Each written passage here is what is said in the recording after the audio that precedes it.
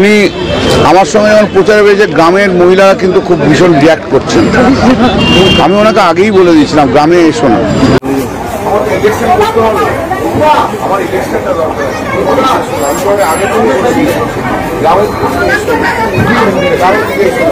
দিদি, আজকে প্রচারে এসে কল্যাণ ব্যানার্জি কাঞ্চন মল্লিককে নামিয়ে দেন এবং বলেন তোমাকে গ্রামে আসতে বারণ করেছিলাম, মহিলারা পছন্দ করে না। কিভাবে দেখছেন এই পুরো বিষয়টা? দেখুন, ওনাদের রাজনীতির দল, ওনার পার্টি, সেখানে ওরা কাকে নামাবেন কাকে ওঠাবেন তাদের তো আমাদের কিছু বলার নেই। কাঞ্চন মল্লিক জনপ্রতিনিধি, তিনি এমএলএ। আমার যদি দেখতাম যে জনপ্রতিনিধির কাজ করছেন না, বউভাতের দিন বড় বড় করে লিখছেন যে প্রেস মিডিয়ার লোকজনকে ঘরে ঢুকতে দেবেন না, মানে মণ্ডপে ঢুকতে দেবেন না, অনুষ্ঠানের জায়গায় ঢুকতে দেবেন না, এই সমস্ত করার পর যদি ওনার পার্টি থেকে ওনাকে কিছু তিরস্কার করা হতো, বহিষ্কার করা হতো কাজ না করার জন্য, আমি বুঝতে পারতাম। সেগুলো তো ওনারা করেন না। নির্বাচনের আগে ওনাদের মধ্যেকার কি সমস্যা তা নিয়ে আমরা ইন্টারেস্টেড নই। আমরা চাই এমন মানুষ জিতে আসুক উত্তরপাড়া থেকে, শ্রীরামপুর থেকে, যে মানুষকে নামিয়ে দেওয়ার মতো, গাড়ি থেকে নামিয়ে দেওয়ার মতো মানে হিম্মত কারোর হবে না। এমন মানুষ জিতে আসুন যে মানুষ কাজ করবেন, যে মানুষ সাধারণ মানুষের পাশে থাকবে। কিন্তু দিদি, সাংসদ সেই দলেরই বিধায়ককে যদি গাড়ি থেকে নামিয়ে দেয়, তাহলে আমরা কি বার্তা দিচ্ছি যে বিধায়কের যে রেপুটেশন সেটাই সমাজে কোথায়, যে সাংসদই ক্যারি করতে চাইছে না সেই রেপুটেশনটা? সাংসদেরও বাড়ি কেমন কি রেপুটেশন, যাই হোক, আমার কিছু ওনাদের পার্টির ব্যাপার, আভ্যন্তরীণ ব্যাপার, এ নিয়ে আমার কিচ্ছু বলার নেই। উত্তরপাড়ার মানুষ ভোট করেছিলেন, কাঞ্চনবাবু তৃণমূলের পদকে, তৃণমূলের সিম্বলে জিতেছিলেন, এমএলএ হয়েছিলেন, তিনি মানুষের রিপ্রেজেন্টেটিভ। তাকে নিয়ে তাকে নামানো যায় কিনা, তার সম্পর্কে এরকম কথা বলা যায় কিনা, এমপির কি এখতিয়ার, সাধারণ মানুষ দেখুক কাদেরকে জিতিয়েছেন 15 বছর ধরে, বিগত 21 সালের নির্বাচনে কোন পার্টিকে ভোট দিয়েছেন, মানুষ দেখুক বুঝুক, এদের আরো একবার সুযোগ দেওয়া যায় কিনা, মানুষ নিজেদের বিচার করবেন। দিদি, ফের একবার কল্যাণ ব্যানার্জি চাকরি যাওয়া নিয়ে সরব হলেন। বাম আমলে 56,000 চাকরি, একাধিক বক্তব্যে তার বাম আমল উঠে এলো, সেটাকে কিভাবে দেখেন?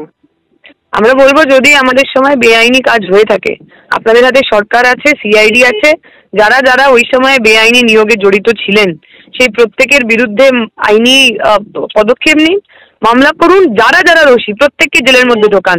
যদি আপনারা কোনো মিছিল করেন, যে মিছিলে আপনারা বলছেন সমস্ত অযোগ্য প্রার্থীদের এবং যারা অযোগ্য প্রার্থীদের চাকরি দিয়েছে তাদেরকে শাস্তি দিতে হবে, আমরাও আপনার সাথে হাঁটবো। দিদি, মুখ্যমন্ত্রী বলেছেন এই রায় বেআইনি, এই রায়কে উনি মানেন না, একাধিক অভিযোগ তুলেছেন হাইকোর্টে। এখন মমতা ব্যানার্জি তো একই অঙ্গে অনেক রূপ। উনি একাধারে বিচারক, একাধারে গায়ক, একাধারে সায়েন্টিস্ট, একাধারে স্পোর্টসম্যান। ওনার পাণ্ডিত্যর সঙ্গে তাল মিলিয়ে কথা বলার মতো আর কি বলবো, আমাদের অতটা জ্ঞান হয়ে ওঠে। উনি কি মনে করছেন তাতে কিছু যায় আসে না? 23,000 ছেলেমেয়ের চাকরি গেছে, এদের সবার চাকরি যাওয়ার পিছনে দায়িত্ব মমতা ব্যানার্জিকে নিতে হবে। কারণ মমতা ব্যানার্জি শিক্ষামন্ত্রী পার্থ চট্টোপাধ্যায় চাকরি চুরির দায় জেলের মধ্যে রয়েছেন। উনি নির্বাচনের আগে বলেছেন সমস্ত কেন্দ্রে উনিই প্রার্থী, অতএব পার্থবাবুর দায়িত্ব ওনাকে নিতে হবে, জ্যোতিপ্রিয় মল্লিকের দায়িত্ব ওনাকে নিতে হবে। যে কটা চোর, গুন্ডা, ডাক্তার তৃণমূলে চুরি ডাকাতি করে ওই জেলের মধ্যে রয়েছে, সবার দায়িত্ব মমতা ব্যানার্জিকেই জবাবদিহি করতে হবে।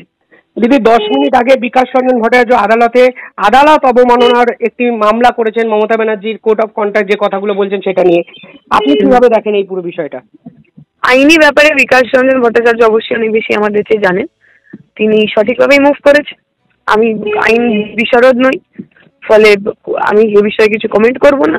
তবে এটুকুই বলবো যে এই সমস্ত কিছুর মধ্যে যে সাধারণ ছেলেমেয়েরা যারা চাকরির জন্য এতদিন ধরে বসেছিল, রাস্তায় বসেছিল, তাদের তো এখনো কিছু সুরাহা হয়নি।